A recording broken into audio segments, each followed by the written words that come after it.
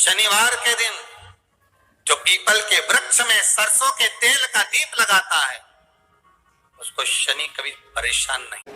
पिपलेश्वर महादेव का नाम लेकर उनको ऐसा लगे कि ये शरीर का रोग तो समाप्त हो ही नहीं रहा, एक ना एक रोग चल ही रहा, ये रोग समाप्त होने का नाम ही नहीं ले रहा, समाप्त ही नहीं हो रहा, ये तो समाप्ति की ओर जा ही नहीं रहा। फिर पिपलेश्वर महादेव का नाम लेकर, पिपलेश्वर महादेव का नाम लेकर कुछ भी मीठा जो बना सकते हो, हलवा बना सकते हो हलवा, सीरा बना सकते हो सीरा, खीर बना सकते हो खीर, चूरमा बना सकते हो तो चूरमा, लड्डू बना सकते हो तो लड्डू, जो तुम घर में मीठा बना सकते हो उसका केवल 7 ग्रास का अन्न। कितने ग्रास? जम के बोलो जरा। 7 ग्रास। 7 ग्रास मतलब 7 कोर, 7 ग्रास का अन्न एक पात्र में लेना और पिपलेश्वर महादेव का नाम लेकर किसी भी शिवालय में, शंकर के मंदिर में जाकर एक बेलपत्र रखकर उस जो प्रसाद तुम बना कर ले गए हो, जो तुम भोग बना कर ले गए हो, उसका स्पर्श कर कर पिपलेश्वर महादेव का नाम लेकर शंकर को उस भोग को रखकर, बेलपत्र रखकर शिव जी को 7 बार एक ही लोटे का जल, केवल एक लोटे का जल 7 बार उत्तर की ओर मुख कर कर दक्षिण में खड़े होकर शंकर के शिवालय पर 7 बार एक ही लोटे का जल 7 बार थोड़ा थोड़ा कर कर उसको गिरा दीजिए, शिव जी के ऊपर चढ़ा दीजिए 7 बार। बाद में जो प्रसाद पर आपने बेलपत्र रखी है उसी बेलपत्री को उठाकर शंकर के शिवलिंग पर चढ़ा दीजिए। बाबा को प्रणाम करिए, बाबा मेरे शरीर का रोग समाप्त नहीं हो रहा, गोलियां खा रही हूँ, दवाई खा रही हूँ, कुंदकेश्वर महादेव का नाम लेकर दवाइयाँ ले रही हूँ, पर कभी घुटना, कभी कमर, कभी आँख, कभी थायराइड, कभी कुछ, कभी बीपी, कभी शुगर, कुछ ना कुछ चल ही रहा है। बाबा अब आपको संभालना। किसी भी दिन पिपलेश्वर महादेव का नाम लेकर वो चढ़ी हुई बेलपत्री ले आओ, प्रसाद ले आओ, घर पर आने पर जैसे ही घर के अंदर प्रवेश करो सबसे पहले बेलपत्री को चबा चबा कर खा लो। फिर वो जो प्रसाद है उस प्रसाद को 7 गांठ से थोड़ी थोड़ी देर में 7 बार में उसको खा लेना। बाबा देवाधिदेव महादेव का नाम लेकर, पिपलेश्वर महादेव देव का नाम लेकर प्रणाम कर कर जल का आचमन, हाथ की हथेली में जल लेकर 7 बार आचमन कर लीजिए और शिव का, पिपलेश्वर महादेव का नाम ले लीजिए। धीरे धीरे 15 दिन लगेंगे और 15 दिन में बीमारियां अपने आप कम होना प्रारंभ हो जाएगी और बाबा आपका हाथ पकड़कर आगे बढ़ाएंगे। कि बीमारी खत्म ही नहीं हो रही, कभी पाँव में दर्द आ गया, कभी कमर में दर्द आ गया, कभी पीठ में दर्द आ गया, कभी सिर में दर्द आ गया, कभी आंखों में तकलीफ हो गई, कभी दमा चलने लगा, सांस चलने लगी, कभी डॉक्टर को दिखाया तो थायराइड हो गया, कभी मालूम पड़ा कि मेरा कोई ब्लड कम हो गया, कोई प्लेटलेट कम हो गई, कोई कुछ हो गया, कोई कुछ हो गया। डॉक्टर को दिखाओ, डॉक्टर जो दवाई दे कुंदकेश्वर महादेव के नाम से उसको खाओ। पीपल की जड़ में इत्र का जल, भगवान पीपल देव पिपलेश्वर महादेव का स्मरण कर कर पीपल की जड़ में अगर जल चढ़ा रहे हैं और मान लो शरीर में कोई कष्ट हो गया है, शरीर में कोई रोग हो गया है, कोई मालूम पड़े ये हाथ 4 दिन से दुख रहा है या 4 दिन से ये नस दब गई है या ये कमर दब रही है, तो आप 2-4 दिन कर कर देखो। कलश के अंदर जल, जल में इत्र का थोड़ा सा भाग, पीपल की जड़ के नीचे आप उसका सिंचन करिए पिपलेश्वर महादेव के नाम से। उस जल को थोड़ा सा भाग लेकर आ जाओ उसी में से जो चढ़ाया है और उस स्थान पर जहां कष्ट है उसको लगाना। अपन इस दरिद्रता से मिलने के लिए पीपल के पेड़ के नीचे आए हैं। हिंदू धर्म में ये दिन पीपल के वृक्ष के लिए पूजनीय होगा। जो भी शनिवार के दिन पीपल के वृक्ष की पूजन करेगा, दूध चढ़ाएगा या मिष्ठान का भोग लगाएगा, लक्ष्मी और नारायण उसके घर में प्रवेश कर जाएगा। लक्ष्मी और नारायण उसके घर में प्रवेश करेगा, इसलिए नियम बनाया। कौन से दिन का? शनिवार। लक्ष्मी जी बोली नारायण आपने तो एक दिन का वार लिख दिया, शंकर जी ने 7 वार बनाए हैं, रविवार, सोमवार, मंगल, बुध, गुरु, शुक्र और शनि, ये शिव जी ने बनाए। अब एक दिन आपने अपना बना लिया, बाकी के दिन अगर कोई इस पीपल के वृक्ष के नीचे आएगा और यहां तो दरिद्रता बैठी है तो उसका क्या होगा?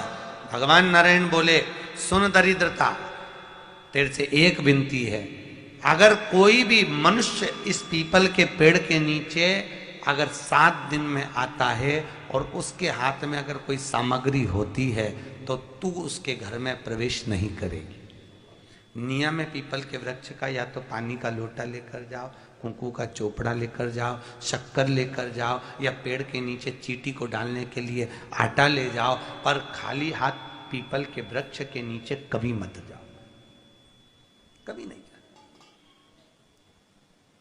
खाली हाथ जाओगे तो दरिद्रता तुम्हारे घर में प्रवेश करेगी। दरिद्रता उठकर खड़ी होकर बोली, नारायण तुमने अपनी मनमानी करी है, एक दिन मुझे भी मेरा चाहिए। भगवान ने कहा बोल कौन सा दिन चाहिए। दरिद्रता कहती है रविवार के दिन इस पीपल के वृक्ष के नीचे मैं दिन भर नृत्य करूं, इसमें रहूं, और जो यहां आए रविवार को मैं उसके घर में प्रवेश करूं। भगवान ने कहा ठीक है। दरिद्रता, रविवार का दिन एक ऐसा दिन रहेगा जिस दिन तू इस पीपल के वृक्ष के नीचे नृत्य करेगी, और जो आएगा इस पीपल के वृक्ष के नीचे तो उसके साथ प्रवेश करेगी। मैंने तुझे वर दिया। इसलिए हमारे यहाँ केवल पीपल का वृक्ष अगर दीवार में भी लग जाता है ना, किसी की फैक्ट्री की दीवार में, किसी के घर की दीवार में पीपल का वृक्ष अगर लग जाता है, पीपल का पौधा लग जाता है, उसको कितना भी तोड़ लो वो वापस लग जाएगा। फिर तोड़ोगे फिर लग जाएगा। अगर पीपल के पौधे को तोड़ना है तो केवल रविवार का दिन एक नींबू, एक मिर्ची और बमूल का कांटा, ये 3 चीजें रखने के बाद में आधे घंटे बाद रविवार के दिन पीपल के पेड़ को उखाड़ कर फेंक दो। दूसरी बार कभी पीपल दीवार में लगता ही नहीं, कभी नहीं लग सकता। केवल एक रविवार का, केवल एक संडे, इतवार का। घर में दीवारों पर अगर पीपल लग भी गया है, इसलिए पीपल के वृक्ष को उखाड़ने का, अगर घर में पीपल लगा हुआ है या पीपल का पौधा हमारे घर में लग गया, उसको उतारना, निकालना, लगाना, तो पीपल के वृक्ष को अगर निकाला जाता है तो रविवार के दिन, और अगर पीपल के वृक्ष को कहीं लगाया जाता है तो सोमवार के दिन या मंगलवार के दिन, बुधवार के दिन, इन दिनों में लगा सकते पीपल के वृक्ष कहीं लगाना। शनिवार का दिन एक ऐसा दिन होता है जिस दिन पीपल के वृक्ष को कहीं जाकर लगाया नहीं जाता, क्योंकि शनिवार के दिन पीपल के वृक्ष के नीचे लक्ष्मी रहती है। हम अपने हाथों से अगर पीपल का वृक्ष किसी दूसरी जगह पर शनिवार को रोपित करते हैं तो हमारे घर की लक्ष्मी अपने घर से छिन्न होकर चली जाती है। इसलिए शनिवार के दिन पीपल लगाया नहीं जाता, किसी के घर जाकर उसको वापस पलटा नहीं जाता। लग गया उसको डाल। प्रभु मेरी धर्म पत्नी को कहाँ रखूं आप बताओ। वो तो जहां यज्ञ होता है, अनुष्ठान होता है, दान होता है, पुण्य होता है, सत्कर्म होता है, वहां जाने को तैयार नहीं। अब करूं क्या। भगवान ने बोला एक काम करो। दुर्वासा जी बोले जिसके यहां रात्रि में बर्तन झूठे पड़े रहते हो उसके घर में इस दरिद्रता को लेकर तुम प्रवेश कर जाना। जिसके यहां रात्रि में बर्तन झूठे पड़े हो वहां लेकर प्रवेश कर जाओ। दूसरी जगह दुर्वासा जी बोले जो स्त्री घर में दोपहर के समय पर सो रही हो उसके घर में इसको लेकर प्रवेश कर जाइए। जो स्त्री दोपहर के समय में घर पर सो रही हो इस दरिद्रता को लेकर प्रवेश कर जाइए। तीसरा, जिसके यहां पर दरवाजे पर कांटे वाले पौधे लगे हों उस घर में इस दरिद्रता को लेकर प्रवेश कर जाइए। दरिद्रता कितनी सुंदर बात कही है। दाता और विधाता कौन कौन? दाता और विधाता। लक्ष्मी और दरिद्रता के सगे भाई हैं। कौन कौन? दाता और विधाता। दाता को फिटकरी प्रिय है, विधाता को नमक प्रिय है। ये दोनों हमेशा लक्ष्मी को और दरिद्रता को दोनों को समझाते थे, दोनों में प्रेम बढ़ाते थे। आज भी हिंदू धर्म की रीति है। यहां तो ठीक है, जिसके यहां पर भी अगर थोड़ी सी भी परेशानी होती है, थोड़ा सा क्लेश होता है, अशांति होती है, लक्ष्मी नहीं टिक रही हो, काम नहीं बन रहे हो, बहुत प्रयास करा जा रहा हो और हमारा कार्य नहीं होता, तो क्या करते हैं? फिटकरी और नमक को पानी में डाल देते हैं और घर में पोछा लगा देते हैं। आप लोगों ने आजकल फेसबुक पे भी पढ़ा होगा, व्हाट्सएप पे भी पढ़ा होगा। तो क्यों लिखा उसमें? उसका कारण ही केवल रहता है कि दाता और विधाता की प्रियता उसमें। माता ख्याति के जो 4 बच्चे हुए इसमें जो 2 लड़के हैं दाता और विधाता, उसकी प्रियता उसकी पूर्णता उस। अब दुर्वासा जी बोले अपनी धर्म पत्नी को वहां लेकर, जहां कांटेदार पौधे लगे हों वहां पर लेकर प्रवेश कर जाइए। कांटेदार पौधों में उस दरिद्रता का निवास हो गया। पीपल के पेड़ के नीचे हम लक्ष्मी जी के साथ शनिवार के दिन आपसे मिलने के लिए आए हैं। शनिवार के दिन जो पीपल के वृक्ष के नीचे दिया लगाएगा उसके घर में कभी संपदा की कमी नहीं होगी।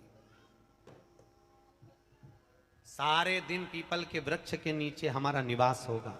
आज भी नियम है, जिसको शनि लग जाता है एक काजल की डिब्बी ले लो और काजल की डिब्बी को 21 बार उतार कर उसको एकांत में जाकर जंगल आदि में एकांत में किसी पेड़ के नीचे इतना सा खड्डा खोद कर उसमें काजल की डिब्बी को डाल दो और मिट्टी से पूर दो, उस व्यक्ति का शनि समाप्त हो जाता है।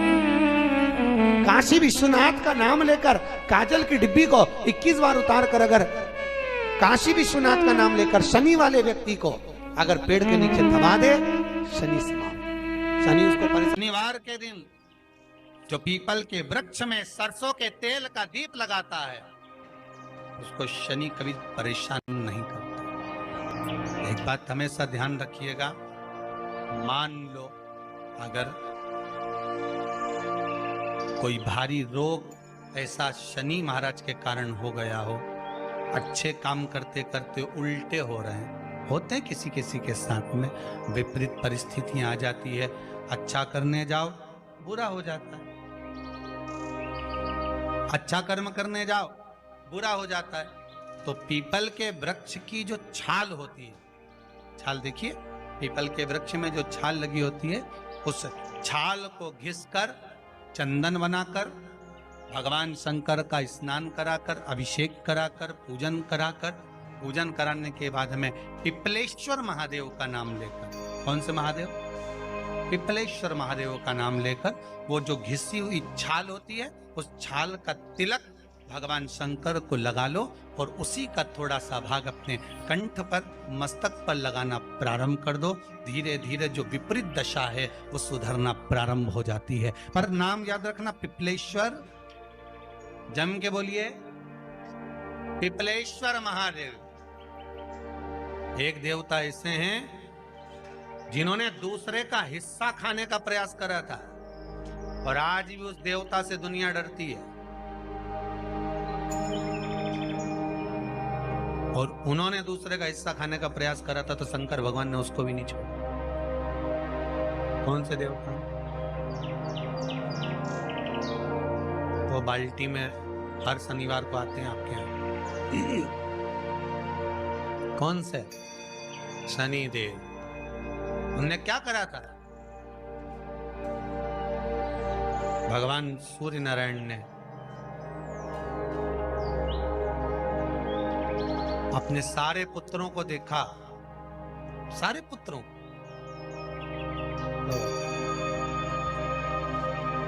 सारे पुत्रों को देखकर आज मेरे सूर्य नारायण भगवान बड़े सुखी, बड़े प्रसन्न। मेरा पुत्र शनि भी श्रेष्ठ है, मेरा पुत्र यम भी श्रेष्ठ है, सब ठीक है। आज भगवान सूर्य देवता ने अपने पुत्रों को बुलाकर कहा, आज मेरा मन कर रहा है कि मैं सारे लोगों का राज्य अपने पुत्रों को बांट दूं, सबको अपना अपना हिस्सा दे दूं। शनि महाराज जी को भी हिस्सा दे दिया गया। अब जब शनि महाराज जी को हिस्सा दे दिया तो शनि महाराज जी संतुष्ट नहीं हुए। दुनिया में ऐसे लोग बहुत सारे हैं जो संतुष्ट बहुत कम हो पाते हैं। शनि देव के मन में संतुष्टि नहीं हुई। जब शनि देव के मन में संतुष्टि नहीं हुई तो शनि महाराज उसी समय पर अपने सारे भाइयों का हिस्सा बटोरने लगे, उस पर कब्जा करने लगे। कब्जा करने लगे तो सूर्य देवता की आंख में जल भर गया। कितना तेजवान सूर्य नारायण, कितने तेजवान,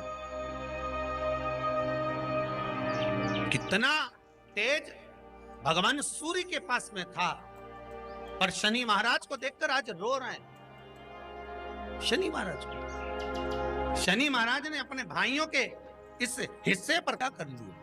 सूर्य नारायण भगवान की आंखों में जल भर गया कि मेरा पुत्र ऐसा कर रहा है। शनि को बुलाया सूर्य नारायण भगवान ने, समझाया और नहीं माना। किसी किसी की नियत होती है कि इसको इतना कैसे दे दिया, अम्मा ने इसको इतना कैसे दे दिया, पिताजी ने इसको इतना कैसे दे दिया, मैं तो कब्जा करूंगा, दुकान नहीं छोड़ू, घर नहीं छोड़ू, ये नहीं छोड़ू, वो नहीं छोड़ू। मत छोड़, एक दिन संसार छोड़कर जाना पड़ेगा। तब कहीं जमीन जायदाद छाती पे बांध के ले जाएगा। नहीं माने तो सूर्य देवता ने अपने गणों को भेज दिया, जाओ जरा शनि महाराज को जरा हटाओ वहां से। शनि महाराज को गुस्सा आया और शनि महाराज ने उन सारे गणों को नष्ट कर दिया। सूर्य नारायण रो रहे हैं। भगवान शंकर की पंचायत में सूर्य देव भी हैं, मतलब शंकर भगवान के मित्रों की गणना में सूर्य आते हैं। भगवान विष्णु, सूर्य नारायण, शंकर भगवान, माँ दुर्गा, गणेश जी, ये पंचायत है ना शंकर की, शिव पंचायत। शिव परिवार में कार्तिकेय, गणेश जी, पार्वती जी, शंकर जी, नंदी, ये शिव परिवार। पंचायत में सूर्य देवता। सूर्य नारायण को रोता हुआ देखकर भगवान शंकर को बड़ा दुख हुआ। शिव जी ने पूछ लिया, क्या बात है, आप रो रहे हो? नारायण क्या हो गया? मेरा बेटा मानने को तैयार नहीं है। आप चिंता मत करो, अभी देखता हूं मैं जाकर। और भगवान शंकर ने जाकर तुरंत सूर्य नारायण भगवान के कहने पर शनि देव को जाकर समझाया। इतने में तो शनि देव आग बबूला हो गए। आग बबूला होकर शनि देव ने कहा, ए शिव, आप मुझे जानते नहीं हो? शंकर भगवान ने कहा, क्या जानना है ये बताओ, क्या जानना है ये बताओ। शनि देव कहते हैं, आप मेरी दृष्टि को नहीं जानते। शंकर भगवान ने कहा, तू भी नहीं जानता कि तेरी दृष्टि खराब कैसे हुई। तेरी दृष्टि को श्राप किसका लगा है तुझे नहीं मालूम क्या? शंकर भगवान ने जब समझाना चालू करा कि देख शनि देव, तुम तो कह रहे हो, तुम तो बोल रहे हो कि मेरी दृष्टि नहीं जानते। हम जानते हैं आपकी दृष्टि, मना नहीं है, जाना, पर आप नहीं जानते क्या? शिव जी जानते हैं। शिव जी ने कहा, मैं सब जानता हूं। आपका विवाह करा सूर्य देवता ने, आपकी पत्नी घर में आ गई, आप अपनी पत्नी को देखते तक नहीं थे, इसलिए आपकी धर्म पत्नी ने आपको श्राप दिया कि जिस पति ने मुझ पर दृष्टि नहीं डाली, मेरे वो पति की दृष्टि कुदृष्टि हो जाए, जिस पे डालेगा वो बर्बाद हो जाए।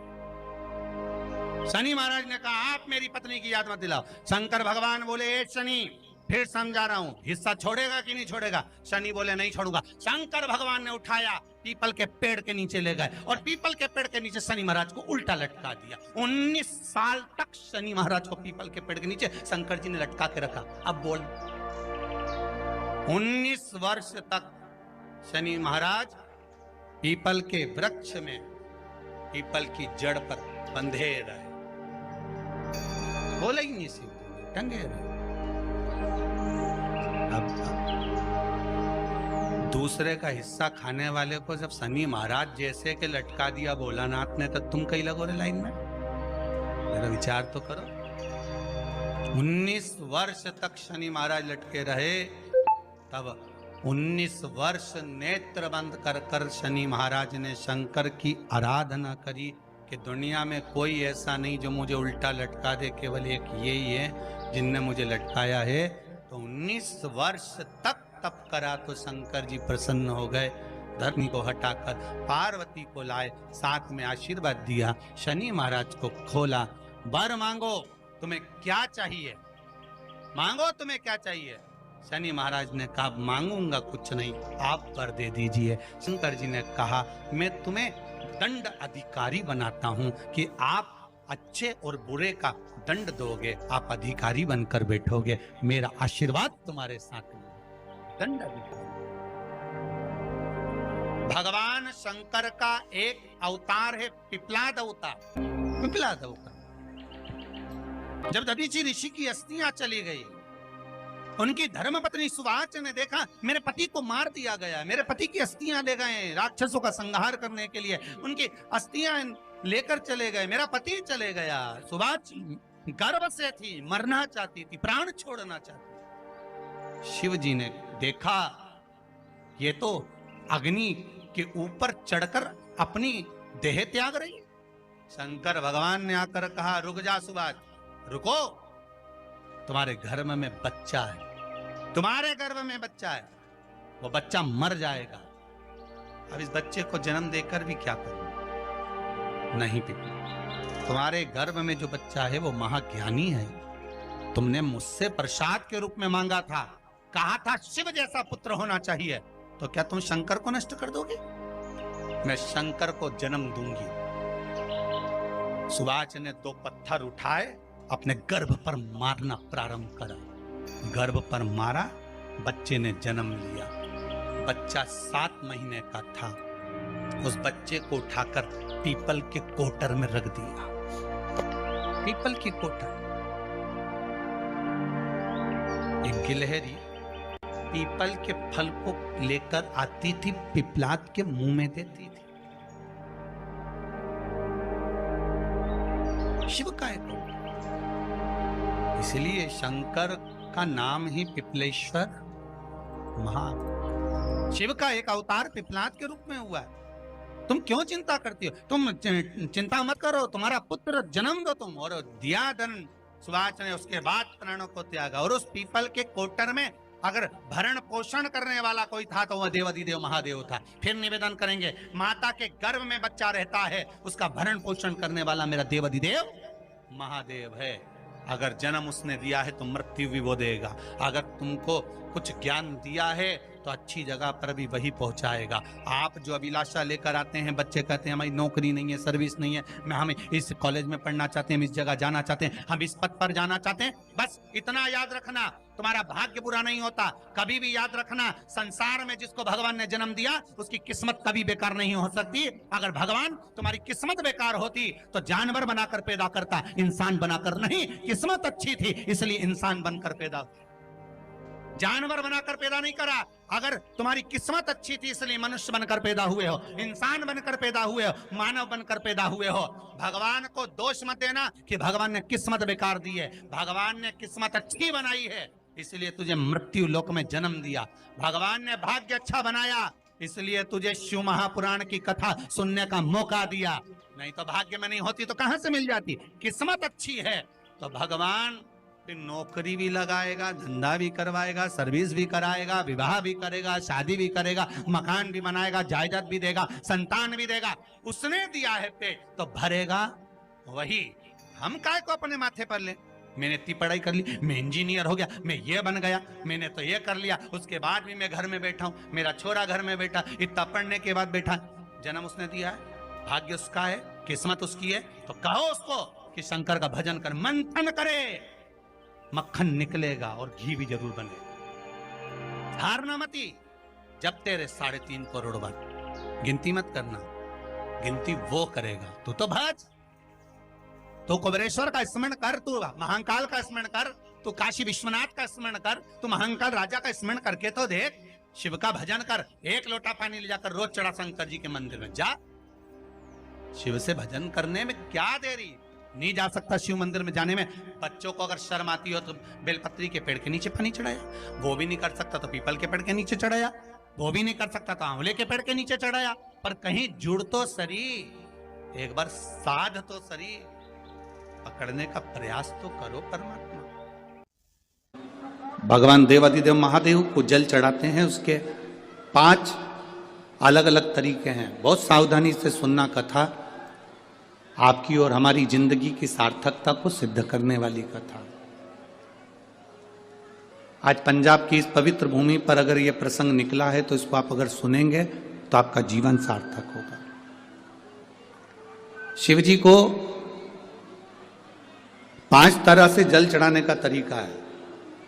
जैसे पंचामृत होता है, दूध, दही, शहद, घी, शक्कर, ये सब पंचामृत के अंतर्गत आते हैं। उसी तरह शंकर जी को 5 तरह से जल चढ़ाने का क्रम वर्णित किया गया। अब उसको समझेंगे, बहुत सावधानी से समझिएगा। पहला, जल लेकर आए, सीधे डायरेक्ट शंकर भगवान के शिवलिंग पर चढ़ा दिया। ये प्रथम जल का चढ़ाने का तरीका।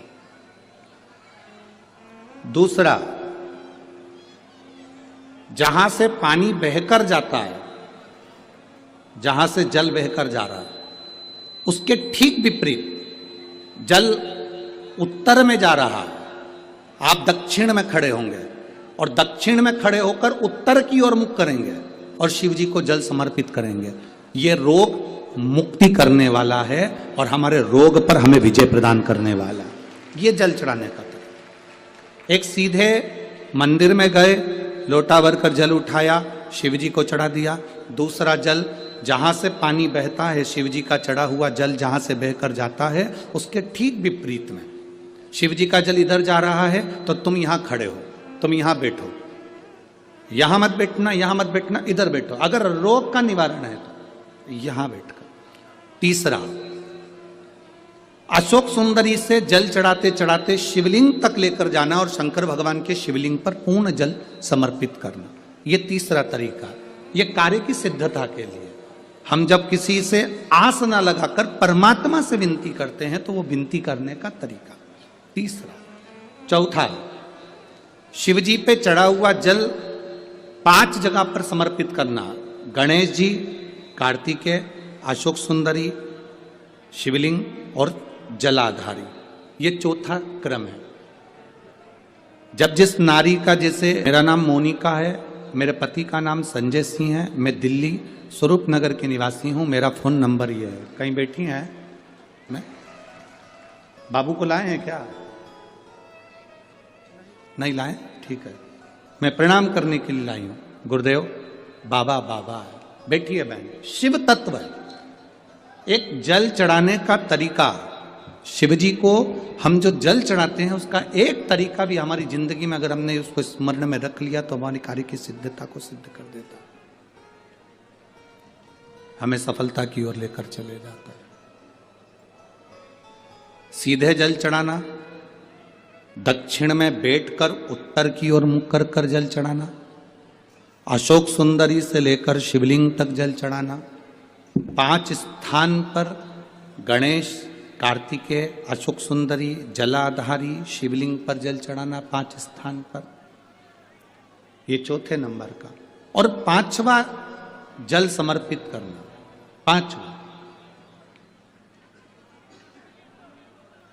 5वें नंबर का जल।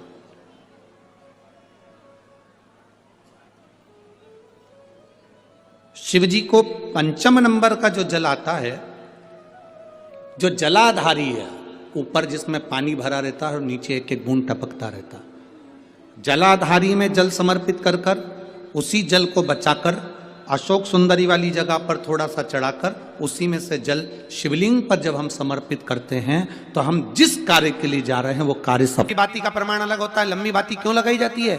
भगवान के मंदिर में, दीप में, देवियों की पूजन में, लक्ष्मी की वृद्धि के लिए। कौन से देवता के यहाँ लंबी बत्ती लगती है और कौन से देवता के यहाँ गोल बत्ती लगती है, उसका भी प्रमाण बनना। किसी देवी की पूजन करो तो लंबी बत्ती आती है, कुल देवता की पूजन करो तो लंबी बत्ती आती है, किसी मंदिर में किसी देवता को लगाने जाओ तो गोल बत्ती लगती है, उसका भी प्रमाण है। लंबी बत्ती जहां लगाई है, अगर लक्ष्मी के सामने लगाई है तो लक्ष्मी की लंबाई बढ़ती है, लक्ष्मी की वृद्धि बढ़ती है। अगर कुल देवता के नाम की लगाई है तो वंश की वृद्धि होती है। इसलिए हमारे यहाँ अमावस्या पूनम को जो पाटे वाटे भराते हैं उसमें गोल बत्ती नहीं लंबी लगाई जाती है, जिससे हमारा वंश बढ़े। नवरात्रे में देवी जी की जो बाती लगाई जाती है वो लंबी लगाई जाती है, गोल नहीं। क्यों? क्योंकि जिससे माँ हम पर कृपा बना कर रखे, हमारा वंश खूब बढ़े, हमारे यहाँ लक्ष्मी की वृद्धि हो। स्थिर बाती, गोल बाती लगाई जाती है ब्रह्मा के मंदिर में, इंद्र के मंदिर में, देवता के मंदिर में। तुलसी के सम्मुख में लंबी बाती नहीं लगती, तुलसी के सम्मुख में गोल बाती लगाई जाती है महाराज, जिससे स्थिरता का भाव केंद्रित हो। स्थिरता भाव।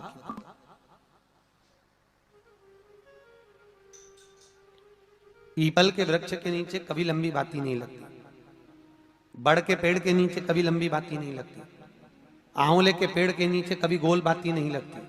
आंवले के वृक्ष के नीचे लंबी बाती लगना चाहिए। धन की वृद्धि, सुख समृद्धि। तुलसी के पौधे के नीचे लंबी नहीं लगती, गोल बाती लगती। बातियों का भी प्रमाण।